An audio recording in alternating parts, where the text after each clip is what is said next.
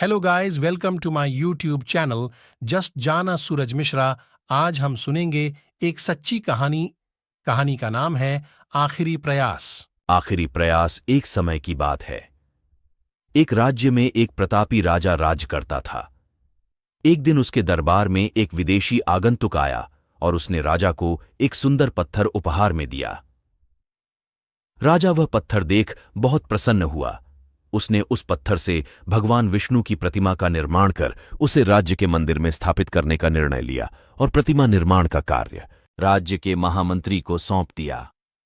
महामंत्री गांव के सर्वश्रेष्ठ मूर्तिकार के पास गया और उसे वह पत्थर देते हुए बोला, महाराज, मंदिर में भगवान विष्णु की प्रतिमा स्थापित करना चाहते हैं। 7 दिवस के भीतर इस पत्थर से भगवान विष्णु की प्रतिमा तैयार कर राजमहल पहुंचा देना। इसके लिए तुम्हें 50 स्वर्ण मुद्राएं दी जाएंगी।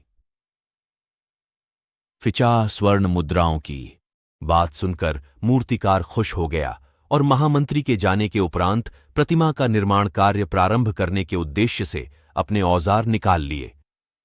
अपने औजारों में से उसने एक हथौड़ा लिया और पत्थर तोड़ने के लिए उस पर हथौड़े से वार करने लगा, किंतु पत्थर जस का तस रहा। मूर्तिकार ने हथौड़े के कई वार पत्थर पर किए, किंतु पत्थर नहीं टूटा।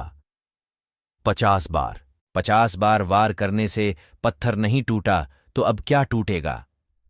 वह पत्थर लेकर वापस महामंत्री के पास गया और उसे यह कह वापस कर आया कि इस पत्थर को तोड़ना नामुमकिन है, इसलिए इससे भगवान विष्णु की प्रतिमा नहीं बन सकती। महामंत्री को राजा का आदेश हर स्थिति में पूर्ण करना था, इसलिए उसने भगवान विष्णु की प्रतिमा निर्मित करने का कार्य गांव के एक साधारण से मूर्तिकार को सौंप दिया।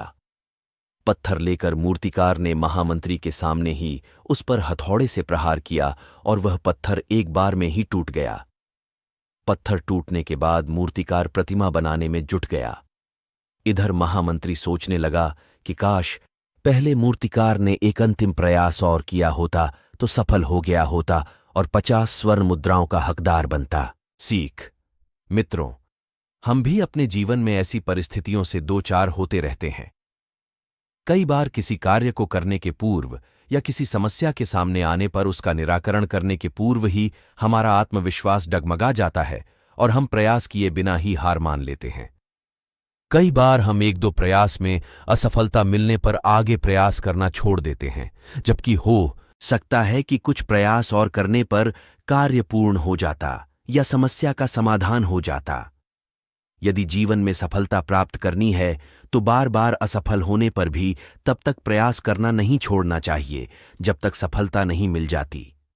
क्या पता जिस प्रयास को करने के पूर्व हम हाथ खींच ले वही हमारा अंतिम प्रयास हो और उसमें हमें कामयाबी प्राप्त हो जाए। दोस्तों, कैसी लगी कहानी?